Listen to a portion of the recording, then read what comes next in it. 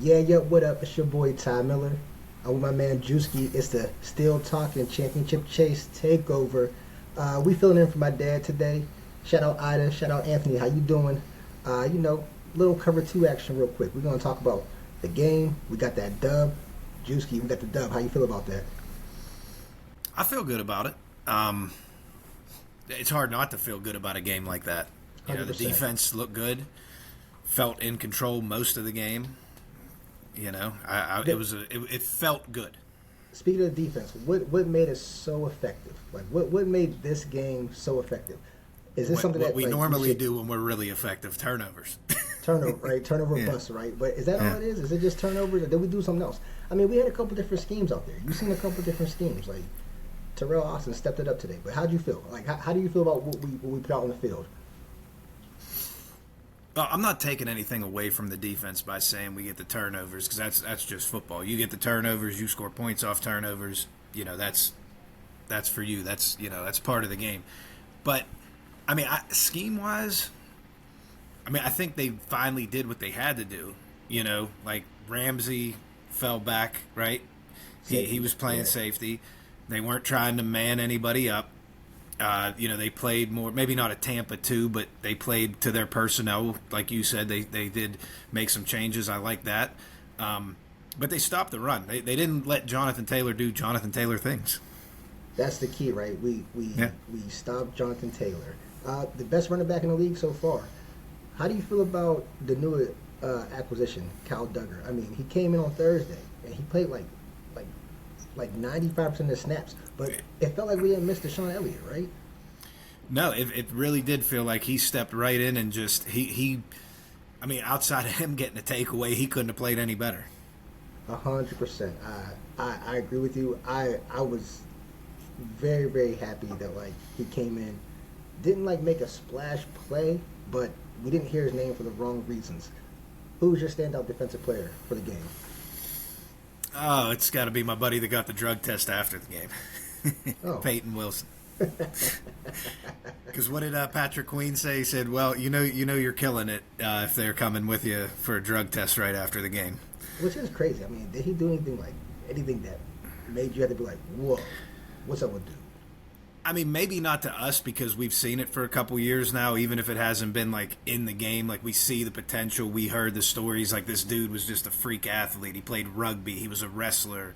He's the fastest linebacker in the NFL. Like so all them things just kind of came together. He was at the right place, right time on both of his big plays, I think. You know, the interception and then when he jumped up in the air and batted it and Sawyer caught it. But I think it's more like Patrick Queen said. It's just you have a game like that. That's just them telling you, "Hey, good job. You had a good game. Now come take a test."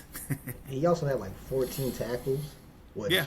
which is insane. He's everywhere, and we knew that about him. We knew that he's always around the ball. Like that's one of the things that we loved about him. Seeing him last year. Do you think this is a turn the corner moment? Should we expect this? Like now that we've seen it, we're like, yo, you gotta do this every game. But is this something that can be consistent? I think it could be somewhat consistent because of what you said. They made some changes. They did some different scheme things. You got a new safety and then you put Ramsey back there, so that worked out good. You know, they didn't maybe just have linebackers chasing. Nobody was playing man, which just felt good. So if they stick to that and don't go, hey, because remember the talk earlier in the season, well, we could play anybody man. You can't. So as long as they stay with what they're doing, I think it can be sustainable. Now the turnovers, I think that's just right place, right time. Is somebody going to beat somebody, matchup, whatever? But I want to be optimistic and thinking that this can be continuing moving forward.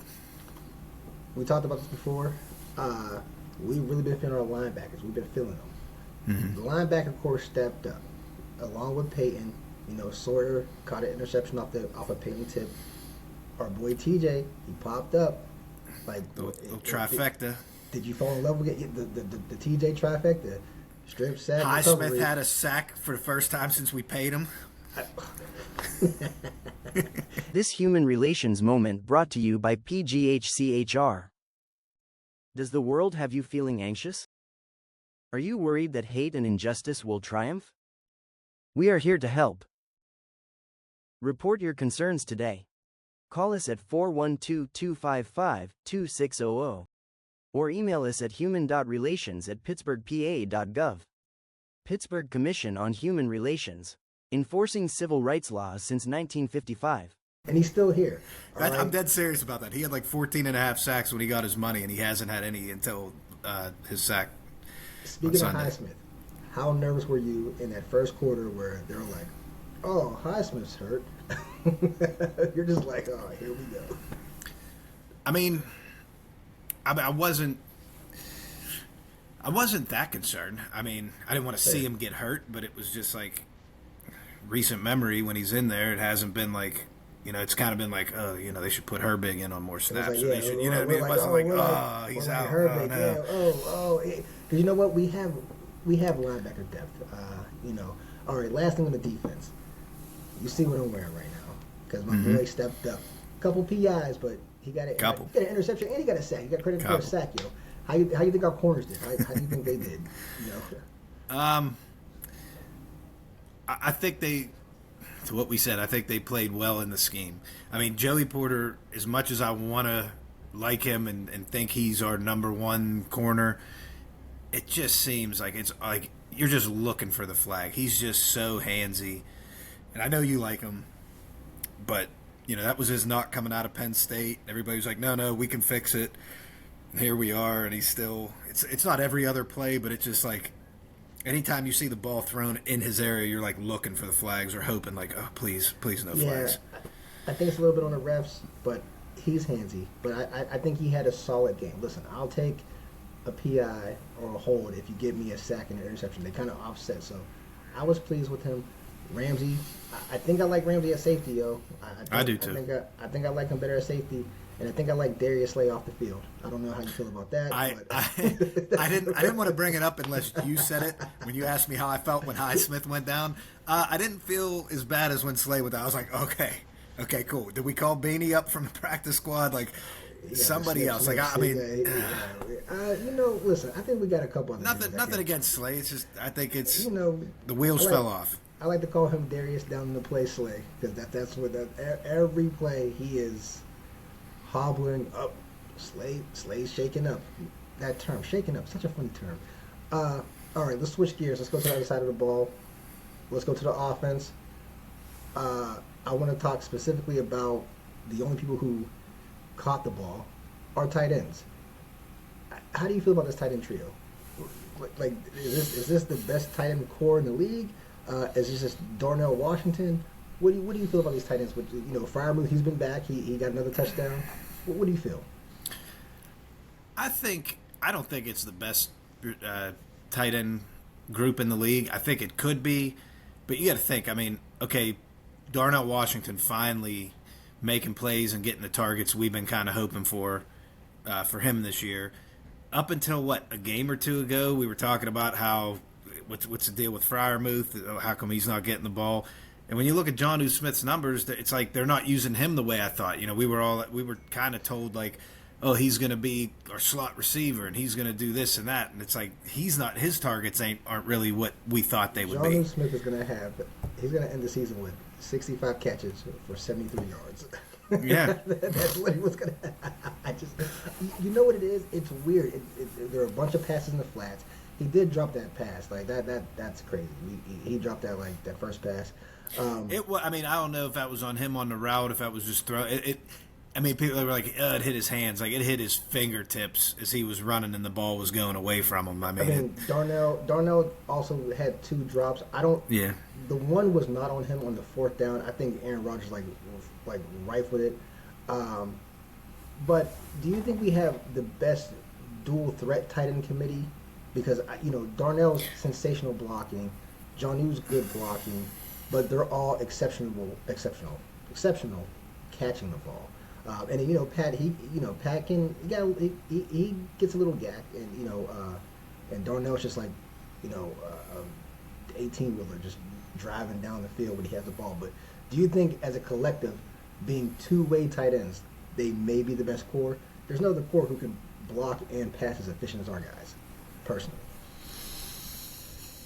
Yeah, I mean, I see what you're saying, and I mean, it could be, but I think it's part of like what either Arthur Smith's offense is, or maybe just what all we can do at this point, because we didn't have Calvin Austin, he was out, he returned, but he didn't have a big game, and it's the whole, we don't really have a number two. Our running game's like okay to good. It's not like anything spectacular, so it's like our tight ends like are our bread and butter. You know what I mean? Like, I feel you. So we're going to them a lot, which I mean it's a good thing. To your point though, like because if they're going to block, they're going to catch. They're all kind of different too. They're all kind of different tight ends. So right. Like you have Johnu, who's like the speed guy who can kind of like break away and do something big. I wouldn't call Pat a speed guy, but he finds open gaps. He just sits down. He knows how to sit down. And Darnell's your post-up guy. With that, last question on tight ends. We didn't get another number two receiver, trade deadline. Mm-hmm. Do you think that's because with the committee of guys, the three tight ends, Calvin, Roman when he decides to not jump, we actually just have like a number two by committee? We have a running back by committee group now, but do you think we have a number two wide receiver group? Well, that's just what it is.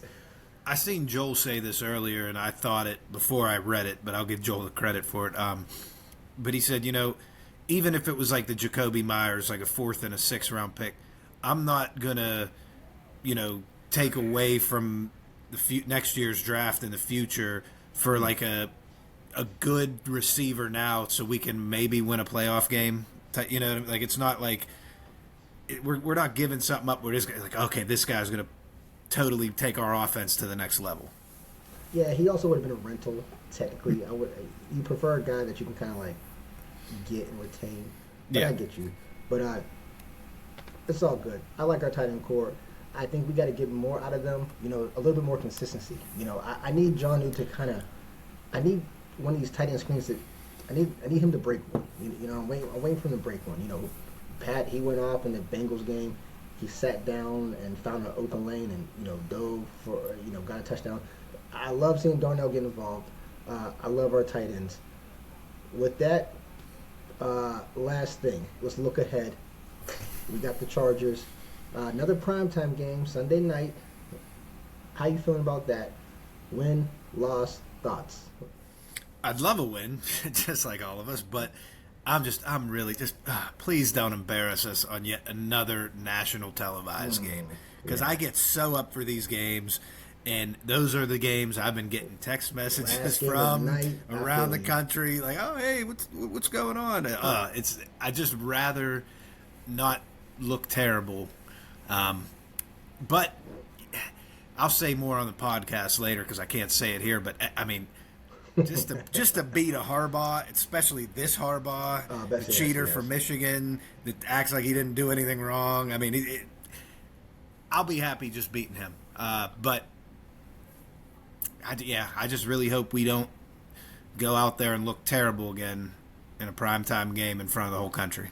We need a repeat performance by the defense. There's no Joe Alt, so I'm kind of expecting that. I'm expecting it for TJ to get revved up, get amped up.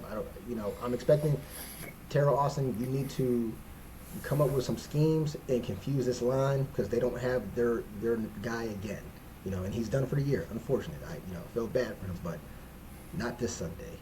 No. Do you think it's a win or loss? What do you think we're doing with this? I'm gonna go with a win. I'm gonna say 33-24. 33-24. 33. All right.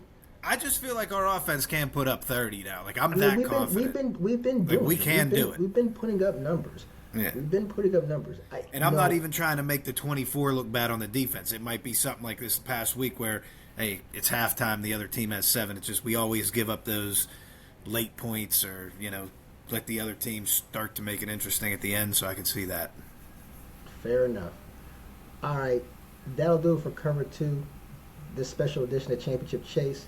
It's your boy, Ty Boogie. It's your boy, Juicy. Filling in for my dad. Shout out my dad. Get well soon. Get better. All right, y'all see him later. You'll see Anthony. You'll see Ida later. We'll holler at y'all. Ty, Anthony, Ida, I miss you guys.